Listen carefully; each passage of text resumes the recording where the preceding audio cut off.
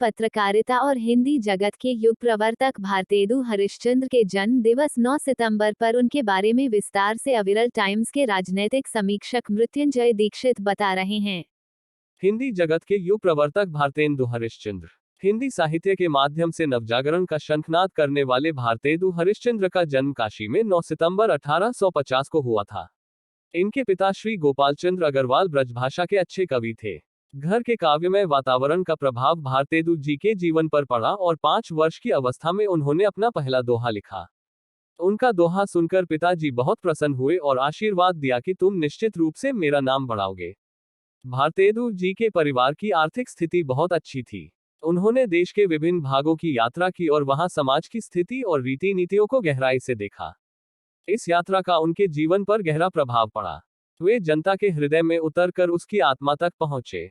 भारतीय पत्रकारिता व हिंदी साहित्य के पितामह भारतेदु जी ने अपनी लेखनी के माध्यम से अंग्रेज सरकार को तो हिला ही दिया था और भारतीय समाज को भी एक नई दिशा देने का प्रयास किया था।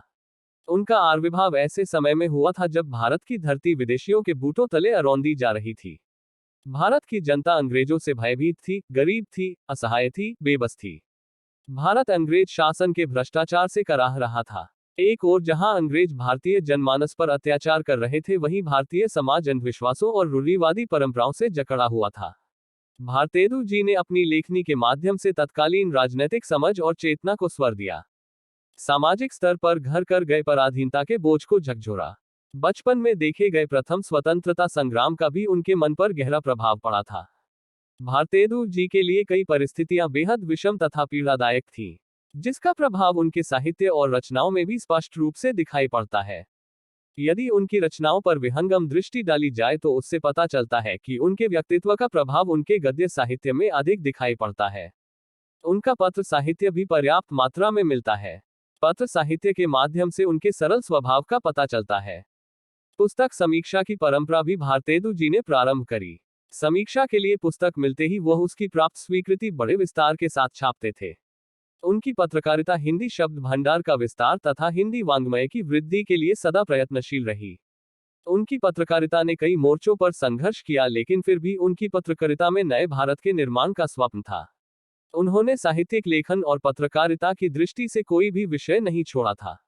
पत्रकारिता के क्षेत्र में व्यंग्य विधा का निर्माण किया। हास्य व्यंग्य में बनारसी स्वभाव परिलक्षित होता है। वे नाटककार भी थे, अभिनेता भी थे। उन्होंने तत्कालीन अंग्रेज सरकार के सत्ता प्रतिष्ठान का उपहास करते हुए एक नाटक लिखा, अंधेर नगरी चौपट राजा। यह नाटक आज की परिस्थितियों में भी सटीक बैठता है। उन्होंने अपने भारत दुर्दशा नाटक के प्रारंभ में समस्त देशवासियों को संबोधित करके देश की अवस्था पर आंसू बहाने को आमंत्रित किया। उन्होंने अपने साहित्य में स्त्री शिक्षा का सदा पक्ष लिया। वे अच्छे अनुवादक थे तथा कुरान का हिंदी भाषा में अनुवाद किया। उन्होंने धार्मिक रचनाएं भी लिखी, जिसमें कार्तिक नैमित्तिक कृत्य, कार्तिक की विधि, मार्गशीर्ष महिमा, माघ स्नान विधि आदि महत्वपूर्ण है।